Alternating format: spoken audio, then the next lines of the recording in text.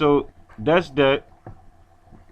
Okay, I showed you that. So let's go show you some other tools on this Bible, this blue letter Bible. Now I'm gonna show you some other tools. What you do is you go to search, you click on search, or you can click on study tools. It's gonna bring you to this page.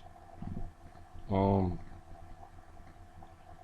got strong search. That's where you can just type in the number, the Strong's number, what I showed you, and then you can go find whatever word. This right here is another tool that I use. It's the Hebrew/Greek search by English definitions. And basically, you can go on here, you can type in any word in Hebrew, and you can find out. I mean, you can type in any word in English and find out what the Hebrew equivalence of it is. For example, let's use the word fight, F-I-G-H-T. Alright, so the results came back. It says there are 17 result matches matching the query fight. 5 Hebrew and 12 Greek. Alright, so go down to the Hebrew. Okay, and it's in right here it's gonna give you the transliteration, meaning how they translated it to English. Alright, it's gonna give you the pronunciation, which is the pronunciation for the Assyrian Hebrew. And it's going to give you the English equivalent, like in the English what you may use to use this word. Now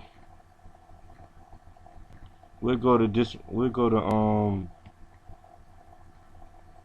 one right here. Okay, it says war, battle, fight, warriors, fighting, war, wars. And basically what you do is you'll read the English equivalent and you'll see which one best match whatever you need, you know. I don't know if you're trying to give somebody a name or whatever, you know. So you click on this, you click on the number, and that's this right here is the Strong's number. It's H4421. Click on it.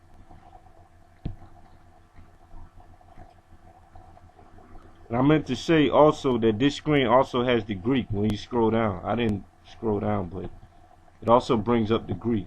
I'm sorry. Okay, so we had the lexicon results, which is Strong's H4421. It says Milchama. That's how they said in Assyrian. Now, if I'm not mistaken, in the Hebrew, this would be Ma La Ha Ma. So it'd be Malachama. And once again, you have to translate it, but I'm a little familiar with translating because I did it so much. So it says the part of speech is a feminine noun. Now, when it says feminine noun, it means you will use it. It's like a feminine. It's used in a feminine sense. Okay, the word is already feminized. Okay. Alright, whenever you see the H on the end, usually that means the word is feminine. Okay, but not in all cases. Okay. Alright, but it says it's a feminine noun. Okay, so it says battle war. And that's the battle or war, that's the meaning of it. Now remember earlier I was saying I was talking to you about this section right here, root word etymology. Now this right here, if you didn't understand this word, or you had a sense that this word meant a little bit more, but you wanted to get to a deeper understanding of this word, then you would go to the root word. And a root word is basically a word. A root word is a word that's in the word that you're looking at, or a word that this word that you're looking at came from. For example, if you know the word albino, right? The word albino is actually 2 words. Okay. Now the root word. I'm sorry. Hold on. Now the root word in albino will be ALB, alb. Alb means white. So therefore you get the word albino means white. Okay. So that's like a root word. Another example would be circumspect. Circumspect, it has two words in it. It's two words made into one. Circum, which means around, and spect, which means to look. That's where you get circum, you get circumference, which means circle, or you get spectacle, which means to look or to see. That's why they call glasses spectacles. So that's what the root word is. Now for this root word, the root word is lakha,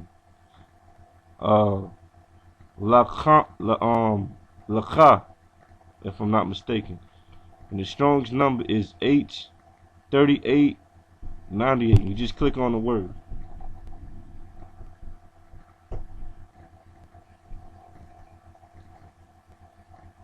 And so it brought this word up. H3898. It says lakham. Lakham.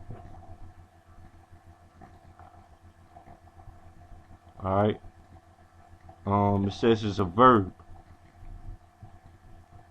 Okay. It says this word is a primitive root word.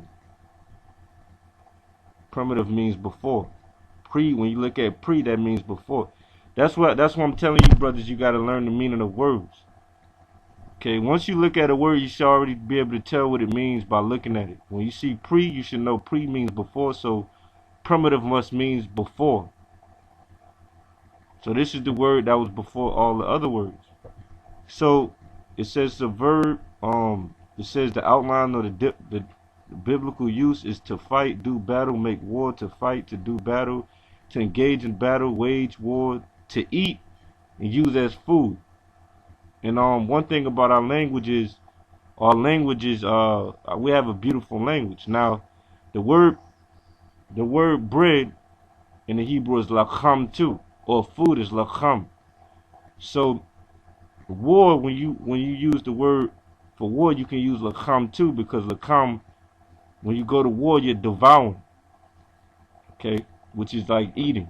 Okay, but that's that, man. I mean, I pretty much showed you how to use Blue Letter Bible. Okay, the next thing I have is the Parallel Hebrew. Now, you can use the Blue Letter Bible and the Parallel Hebrew together. Okay, and the site, the address for this site is www.hebrewoldtestament.com. Okay, and it'll give you the Old Testament in the Paleo Hebrew, which Paleo means ancient, or what we call Lashwan Kodash. So basically, it's going to take you to this page, and you just pick a book. Let's say you want to go into Genesis chapter 1, right? You want to see all the Paleo Hebrew. Let's say you were getting ready for the Passover, you know, something where you wanted to read it in the Paleo. You didn't feel like translating it. Then you go to this site.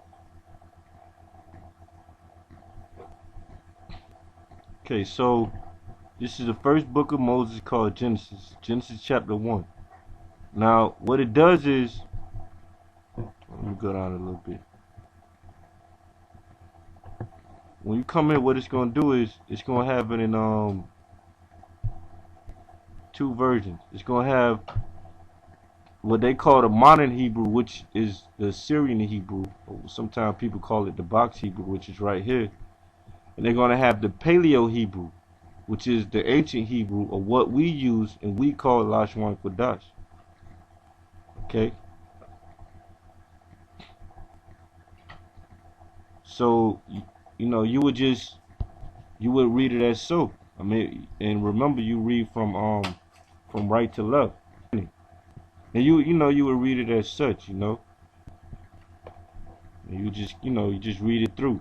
So that's that. If you ever want to go into the Paleo Hebrew, or what we call Lashwan Kodash, and it has the transliterations down here. Okay, so that's how you use that site.